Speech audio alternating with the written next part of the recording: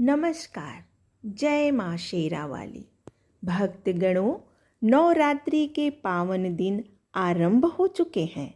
देवी दुर्गा की पूजा, आराधना और साधना करने से मनुष्य को परम आध्यात्मिक शांति प्रदान होती है।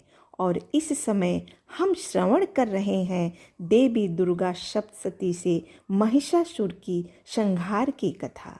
तो चलिए, महर्षि जी ने कहा, अत्यंत महापराक्रमी दुरात्मा महिषासुर तथा उसकी दैत्य सेना के देवी के हाथों मारे जाने पर इंद्र आदि देवता प्रणाम के लिए नतमस्तक होकर वह कंधे झुकाकर भगवती की स्तुति करने लगे।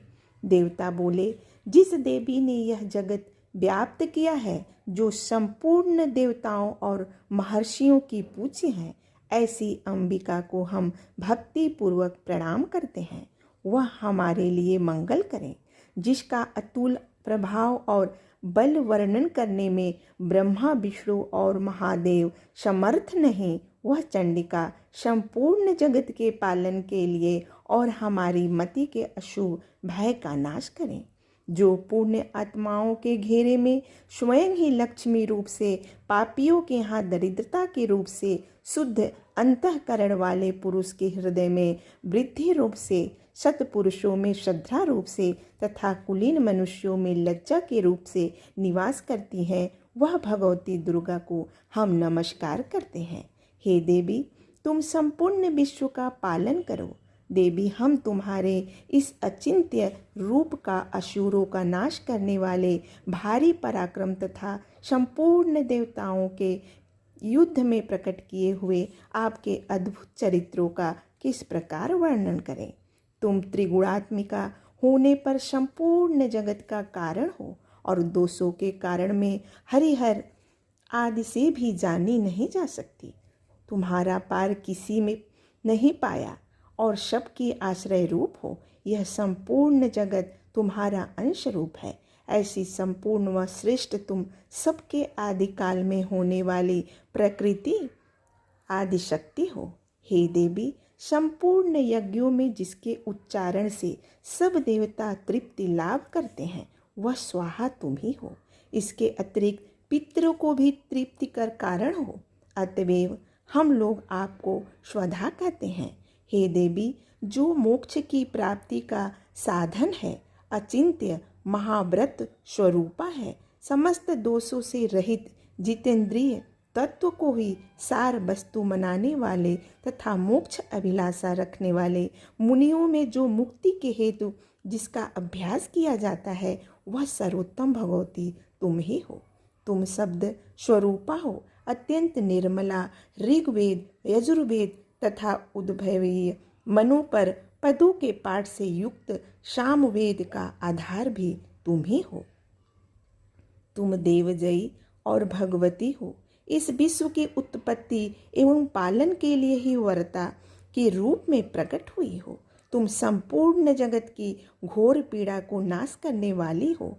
हे देवी, जिससे समस्त शास्त्रों का ज्ञान है, वह मेघा शक्ति तुम ही हो। दुर्गम भवसागर से पार उतारने वाला नौका रूप दुर्गा भी तुम ही हो।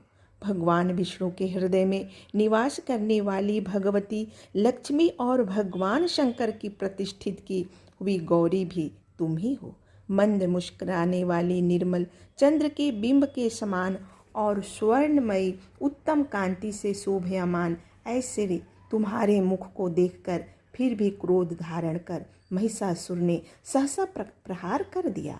यह बड़ा आश्चर्य है। अर्थात उस दुष्ट के बिना तुम जैसी जगदम्बा पर कौन आक्रमण कर सकता है। हे देवी, क्रोध युक्त भ्रुकुटियों से भयंकर और उदय होते हुए चंद्रमा के समान छवि वाले तुम्हारे मुख को देखकर जिससे महिषासुर शीघ्र प्राणों को नहीं छोड़ता, इसलिए बड़ा आश्चर्य है। क्योंकि क्रोधित हुए धर्मराज के दर्शन करके कौन जन जी सकता है, अर्थात कोई नहीं जी सकता। हे देवी महालक्ष्मी, तुम तुम्हारे कल्याण के लिए प्रसन्न हो जाओ। हे देवी, कुपित होने पर तुम शीघ्र ही कुलों को नष्ट कर देती हो। यह बात अभी अनुभव में आई है, क्योंकि महिषासुर की विशाल सेना क्षण भर में तुम्हारे कोप से नष्ट हो गई। सदा अभ्युदय प्रदान करने वाली तुम जिस पर प्रसन्न रहती हो वही देश में सम्मानित है। उसको धन और यश की प्राप्ति होती है। उसका धर्म कभी शिथिल नहीं होता तथा वही अपने हृदय सहृद पुत्रों, स्त्री और भ्राताओं के साथ धन्य माना जाता है।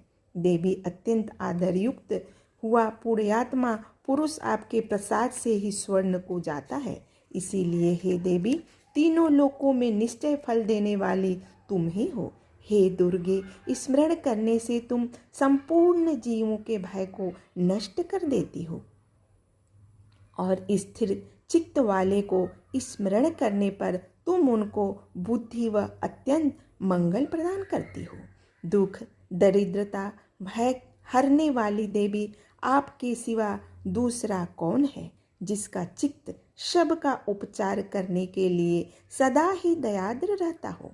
हे देवी, निश्चय ही तुम ऐसे मानकर कि राक्षसों को मारने से जगत को सुख मिलता है और मृत्यु को प्राप्त होकर वे स्वर्ग को जाएंगे, शत्रुओं का वध करती हो। तुम शत्रुओं पर शास्त्रों से प्रहार क्यों करती हो? समस्त शत्रुओं को दुष्टिपात मात्र से भस्म क्यों नहीं कर देती? इसमें एक रहस्य है कि शत्रु भी आपके शास्त्रों से पवित्र होकर उत्तम लोक में जाएं। इस प्रकार उनके प्रति भी आपका भाव अत्यंत उत्तम रहता है। हे देवी, उग्र खड्ग की प्रभा के समूह की चमक से और शूल की कांति अग्नि और समूह जो असुर के नेत्रनाश को प्राप्त नहीं हुए, उसका यही कारण है कि वह किरणों से शोभयामान चंद्रमा के समान आनंद प्रदान करके तुम्हारे इस सुंदर मुख का दर्शन कर रहे थे। देवी, तुम्हारा शील दुराचारियों के बुरे बर्ताव को दूर करने वाला है। साथ ही यह रूप ऐसा है जो कभी चित्त में भी नहीं आ सकता और जिसकी कभी दूसरों से तुलना भी नहीं हो सकती। हे वर देने वाली, तुम्हारा बल और पराक्रम उन दैत्यों का भी नाश करने वाला है जो कभी देवताओं के पराक्रम को भी नष्ट कर चुके थे। इस प्रकार तुमने शत्रुओं पर दया प्रकट की है। वरदायिनी देवी, तुम्हारे इस पराक्रम और शत्रुओं को भय देने वाले इस रूप की किससे तुलना हो सकती है, अर्थात किसी से तुलना नहीं हो सकती। हे देवी, चित्त में कृपा और रणभूमि में कठोरता यह तेरे अंदर ही देखने को आती है। हे देवी, युद्ध भूमि में शत्रुओं का नाश करके संपूर्ण त्रिलोक तूने रक्षित कर दिया है। शत्रुओं को मारकर उनको स्वर्ग में पहुंचा दिया। हे देवी, बड़े मद वाले असुरों को मारकर तूने हमारा भय दूर कर दिया, इसीलिए तुझे नमस्कार है। हे देवी, हमारी सूल से रक्षा करो, अंबिके तलवार से हमारी रक्षा करो, घंटों के शब्द से हमारी रक्षा करो और धनुष की प्रत्यंचा की टंकार से भी हमारी रक्षा करो। चंडी के पूर्व, पश्चिम और दक्षिण दिशा में तुम हमारी रक्षा करो तथा ईश्वरी अपने त्रिशूल को घुमाकर उत्तर दिशा में हमारी रक्षा करो। तीनों लोकों में तुम्हारे जो परम सुंदर एवं अत्यंत भयंकर रूप विचरते हैं, उनके द्वारा भी तुम हमारी तथा इस भूलोक की रक्षा करो। अंबिके, तुम्हारे कर पल्लवों से शोभा पाने वाले खड्ग, शूल और गदा आदि जो शस्त्र हैं, उन सब के द्वारा तुम सबकी ओर से हम लोगों की रक्षा करो। महर्षि ने कहा। इस प्रकार सबके देवताओं ने भगवती की स्तुति की और नंदन वन के दिव्य पुष्प एवं गंध चंदन आदि के द्वारा उनका पूजन किया। फिर सबने मिलकर जब भक्ति पूर्वक दिव्य धूपों के सुगंध निवेदन की, तब देवी ने प्रसन्न वदन होकर प्रणाम करते हुए सब देवताओं से कहा, देवताओं, तुम लोग मुझसे जिस वस्तु की अभिलाषा रखते हो मुझसे मांगो। देवता बोले, भगवती, आपने हमारी सभी इच्छाएं पूर्ण कर दी हैं। अब कुछ भी बाकी नहीं है, क्योंकि हमारा शत्रु महिषासुर मारा गया। महेश्वरी, इतने पर भी यदि आप हमें वर देना चाहती हैं तो हम जब जब आपका स्मरण करें तब तब आप हमें दर्शन देकर हमारा संकट दूर कर दिया करें तथा प्रसन्न मुखी अंबिके, जो मनुष्य इन स्तोत्र द्वारा आपकी स्तुति करें उससे चित्त समृद्धि और वैभव देने के साथ ही उसको धन और स्त्री पुत्र संपत्ति को बढ़ाने के लिए सदा उस पर प्रसन्न रहे। महर्षि बोले, राजन, देवताओं ने उस जब अपने तथा जगत के कल्याण के लिए भद्रकाली देवी को इस प्रकार प्रसन्न किया, तब वह तथास्तु कहकर अंतर ध्यान हो गई। हे राजन, वह देवी जिस जिस प्रकार देवताओं के शरीर से उत्पन्न हुई थी, वह सारा वृत्तांत मैंने तुमसे कह दिया है।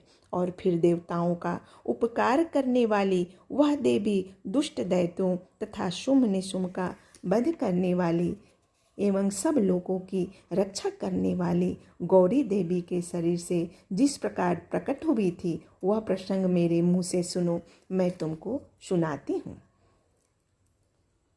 भक्तजनों, दुर्गा सप्तशती का 4था अध्याय समाप्त हुआ। धन्यवाद।